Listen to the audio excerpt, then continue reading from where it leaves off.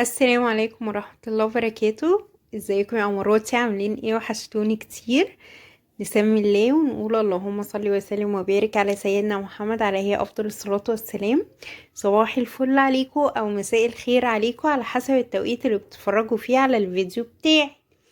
ان شاء الله باذن الله النهارده روتيننا جوه المطبخ، يعني الروتين النهارده هيبقى كله جوه المطبخ. هنعمل الغدا مع بعض وهنغسل المواعين ونظبط كده شوية حاجات، وهنفرز او هنشيل في الفريزر الفراخ والبانيه، وهوريكم الطريقة بتاعتي في محلول النقع، وبشيل ازاي الحاجة في الفريزر ما بتغيرش ولا طعمها ولا اي حاجة، كأنك لسه شارياها طازة بالظبط. نسمي الله كده ونبدأ على بركة الله. بصوا يا بنات، مبدئيا النهاردة هعمل مكرونة بشاميل. آه طبعا كلامي ده للبنات اللي لسه بتبدأ ألف به مطبخ، يعني البشاميل اللي بتاعك عشان يطلع مظبوط وكريمي كده وجميل، يعني السوائل قد المواد الجافة. تمام؟ ازاي؟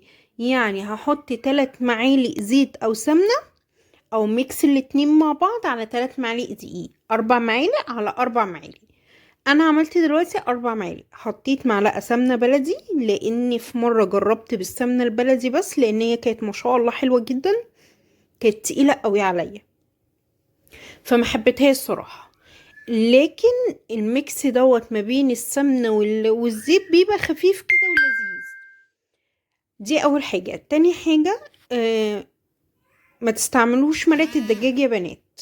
يعني المقطع اللي متصور فيه مرقة الدجاج دي قديم. انا الحمد لله بفضل الله موقفة مرقة الدجاج خلاص، حفاظا على صحتنا. يعني انا صار في انواع مقاطعة وفي انواع مش مقاطعة، بس انا دلوقتي بتكلم على صحتنا احنا بقى. هنا هنرص بقى المكرونة البشاميل بتاعتنا. انا ما بحطش اي مادة دهنية في القاع الصينية، انا بحط بشاميل. جربيها بالطريقة دي، لو انت ما بتعمليش الطريقة دي هتدعيلي بإذن الله. احب افكرك بقى يا قمرايه معايا، لو انت بتتفرجي على الفيديو بتاعي وانت مش مشتركه، فضلا منك وليس امرا نوريني باشتراكك وفعلي لي زر الجرس عشان كل ما انزل فيديو جديد يجيلك اشعار ان انا نزلت فيديو جديد. ولو عجبك الفيديو ما تبخليش عليا باللايك، ويا ريت تكتبوا لي كومنت عشان اقدر اخش ارحب بيكي. هنا انا كنت مفرزه اللحمه المفرومه. والله العظيم يا بنات التفريزات بتوفر معاكي وقت كبير قوي ومجهود. يعني انت بتقفي في المطبخ بتتعبي يوم بس بترتاحي بعدين. يعني انا عايزه اقول لكم الفتره اللي انا فعلا ببقى ما بفرصت فيها حاجات، لا بحس بوقت ومجهود فعلا بضيعه في المطبخ. بصوا يعني انا صينيه المكرونه دي ما خدتش مني ربع ساعه تلت ساعه. فاهميني؟ يعني انتوا بس يعني سلقتي المكرونة عملتي البشاميل خلاص انت خلصتي. انت اوريدي اللحمة متعصجة عندك والتسوية بتاعتها وخلاص. فاهماني؟ فنحاول كده يا بنات نسهل علينا وقفة المطبخ. انا هنا دخلت الصينية الفرن خلاص، هغسل بقى المواعين اللي انا عملتها عشان الدنيا حواليا تبقى نظيفة. عايزة اقول لكم يا بنات الطريقة دي بتشجع جدا جدا جدا ان انت تخلصي كل اللي وراكي اول باول. لان الواحد لما بيبقى جاي شايف ان في طبقين عليهم كوبايتين عليهم معلقتين عليهم حلتين 3 4، لا بناخد طاقة سلبية. غير ان احنا بعد الغدا اصلا بنتقل جدا. فما بتحسيش بقى ان انت عندك الباور والنشاط اللي يخليكي تقومي تخلصي كل اللي وراكي. انا عندكم مثلا بيجي عليا ايام ببقى كده وبيجي عليا ايام ببقى كده. الايام اللي بتيجي عليا ببقى فعلا مش قادرة اقوم، وسبت المواعين بتاعتي بعد الغدا، وده تراكم على ده تراكم على ده تراكم على ده. عايزة اقول لكم بيبقى في كمية طاقة سلبية، وان انا قايمة بعمل الحاجة بالعافية، وطبعا الحاجة كترت عليا جدا فبتاخد مني وقت ومجهود. فلا والله الأحسن لينا ان احنا نعمل كل حاجة في ساعتها أول بأول. ما بتحسيش بالتعب حتى لو انت تعبانة. الشغل بينسي، يعني الشغل بيلهي. فاهميني يا بنات؟ بس وهي المكرونة بتستوي كده، انا هخلص كل اللي ورايا في المطبخ، وحتى هغسل الفراخ زي ما قلت لكم معايا. فاللي هو عقبال ما هتستوي وهنيجي نتغدى انا خلاص خلصت كل حاجة ورايا في المطبخ. مش هيبقى فاضل لي غير الطبقين التلاتة اللي انا غرفت فيهم بس، دول هيتعملوا بعد الغدا. فهيبقى الموضوع سهل قوي، خاصة بقى الشتاء والجو ساقع وكده. بصراحة انا بفتح المية السخنة بس طبعا بتأثر على ايدي، فالله المستعان. يعني الواحد يحاول يعمل ايه اللي عليه. عايزين يا بنات بقى واحنا شغالين كده نذكر الله، ونقول اي ذكر احنا حافظينه، ويا ريت نكتبه في الكومنتات كمان عشان ناخد عليه ثواب. صحيح يا بنات، كنت عايزة اتكلم معاكم في موضوع كده عقبال ما نخلص المواعين. كنت شفت مقطع كده اليوتيوبر صورت التلاجة بتاعتها. بصراحة كانت بشعة جدا. وبتقول لما الناس هجمتها بقى في الكومنتات وقالوا لها ايه المنظر ده لو واحدة ميتة مش هيبقى ده منظر التلاجة بتاعتها. قالت كومنت استفز كل الستات المصرية: لا عادي، ما كل المصريات تلاجتهم كده. بصي انا عاجزة عن الرد صراحة. انتوا شايفين يا بنات ان احنا كمصريات تلاجاتنا لازم تبقى معفنة، او بيوتنا لازم تبقى معفنة؟ احنا ليه؟ او مش هجمع هي الشخصية اللي زي دي واللي زيها، انتوا ليه بت... بتطلعوا صورة ان المصريات مش نضاف؟ لا على فكرة الحمد لله هي مش بالجنسية. الست ست في اي مكان وفي اي بلد. النضيفة نضيفة واللي مش نضيفة مش نضيفة، ما نعممش. يعني عارفة، انت لو كنتي قلتي انا تلكتي طالعة بالمنظر دوت عشان انا تعبانة، كان الكل يدعيلك ويعذرك ويتعاطف معاكي. لكن انت كان ردك مستفز جدا ان دي حاجة طبيعية. لا دي حاجة مش طبيعية. احنا الحمد لله بفضل الله بيوتنا نظيفة، تلاجتنا نظيفة. بيجي علينا وقت فعلا بنبقى تعبانين بنقصر، لكن مش ده العادي ومش ده الطبيعي واحنا مش شايفين من جوانا ان دي حاجة عادية.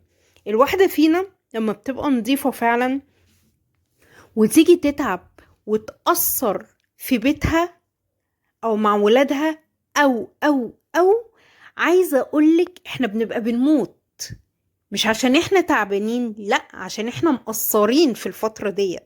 انا واحدة من الناس دي، لكن ما عممش واقول ما هو ده الشكل الطبيعي لتلاجة الست المصرية. لا خالص. طبعا اول مرة اطلع اتكلم كده في فيديو. انا ما بحبش اتكلم على حد خالص، بس بجد هي كانت بني ادمة مستفزة جدا جدا جدا جدا. وكلنا شايفين كلنا شايفين ان الموضوع موضوع قلة وقت معاكي. يعني انت مش فاضية بسبب اللايفات والتصوير والجو ده كله. يعني حتى انت ما بتصوريش روتينات، يعني انت اصلا ما عندكيش محتوى. انت كل محتواك ان انت بتطلعي في لايفات التيك توك وكواي والجو اللهبل دوت، لكن حتى ما عندكيش محتوى اللي هو يخليكي فعلا مشغولة. فربنا يهديك يا رب ويهدي كل الناس اللي عقليتهم زيك. ويا ريت تتكلموا عن نفسكم ما تعمموش. نسيبنا بقى من الناس ديت ونخش في محلول النقع بتاعنا. انا هنا جيت شطفت البانيه شطفة كده بالمية، وجيت حطيته في مية. هحط ايه بقى؟ عصرت ليمون اهو، ومعلقتين ملح، ومعلقتين دقيق. ده دقيق يا بنات، سوري. دلوقتي هو بحط الملح وهحط جنزبيل. مش عارفة الجنزبيل هصوره معاكم دلوقتي ولا لما هاجي احط الفراخ.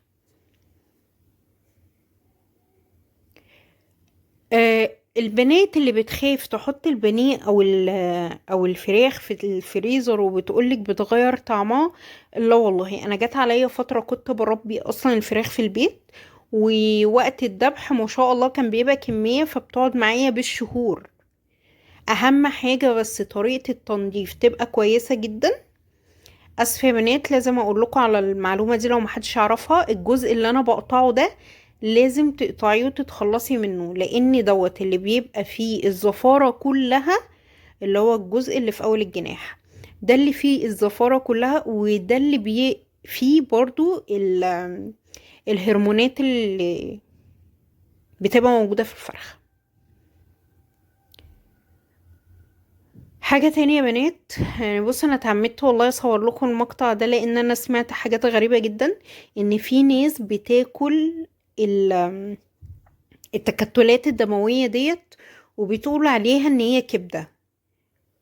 لا خالص، دي مش كبدة. الاجزاء دي لازم تتشال في الفرخة. الاجزاء دي بتغير خالص طعم الشوربة وبتغير طعم الفراخ، ومش صحية خالص. انا من الناس برضو اللي بشيل الدهون اللي في القناصة، ما بحبش اسويها بيها. التركات دي كلها بتفرق معايا، يعني ممكن حد يشوف ان الحاجات دي ملهاش لازمة، لا خالص ليها لازمة قوي كمان.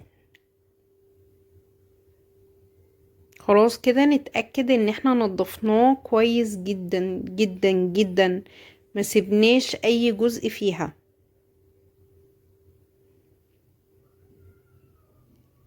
بصوا يا بنات، يعني انا ما بسيبش فيها اي حاجة خالص، لازم اشيل كل الاجزاء ده، وكمان القلب بيتفتح وبيتشال منه عرق دموي كده. ادي دلوقتي هحط الجنزبيل معاكم. بصي بقى الجنزبيل بقى بيشلك اي زفارة، اي زفارة، يعني سواء انتي شماها او مش شماها، حساها مش حساها، حطيه. بجد بيخلي الحاجة فلة فلة فلة. انا هسيبها تتنقع شوية صغيرة. تعالوا بقى هنعمل الخلطة بتاعت البانيه اللي بشيلها بيها جاهزة. بجيب بصلاية، وبيضاية واحدة، وملح، وفلفل اسمر، اقلب ده كله مع بعض. عايزة تحطي معلقة صلصة تمام، مش عايزة خلاص. وهنزل بالبانيه فيه، بس كده مش هعمل اي حاجة تاني. واقلبه كويس جدا فيه، وبعد كده اشيله في كيس وعلى الفريزر. وقت ما عايزة تطلعي البانيه بتطلعيه بيبقى جاهز، يا دوبك يفك معاكي، تاخديه كده من الخلطة ديت، تحطيه في الدقيق والبقسماط بتاعك وتقلي على طول. فبجد يعني بصوا بصوا اصلا شكل البانيه طالع عامل ازاي.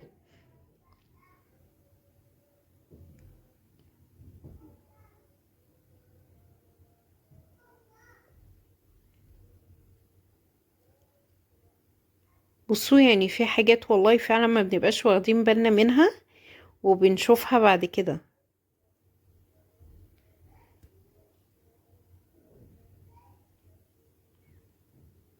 بس طبعا مش هقول لكم بقى مفيش احلى وانضف واطعم من الحاجة في البيت. يعني والله العظيم انا لما بيبقى عندي وقت ومجهود وكده ان انا اجيب الفراخ في البيت كتاكيت صغيرة واربيها، يعني الحمد لله بفضل الله، الموضوع ده بيبقى معايا كويس جدا. بصوا بقى، والله العظيم الفراخ بتبقى طعمها مختلف تماما تماما عن اللي انتي بتشتريها من بره. ليه بقى؟ انتي بتأكليها علف نظيف، عارفة جواه ايه، متكون من ايه، مفيش اي حاجة تاني بتاخدها، مفيش هرمونات دخلت لها. يعني حتى بتشتري الفرخة كبيرة بتسويها بتبقى زي ما هي.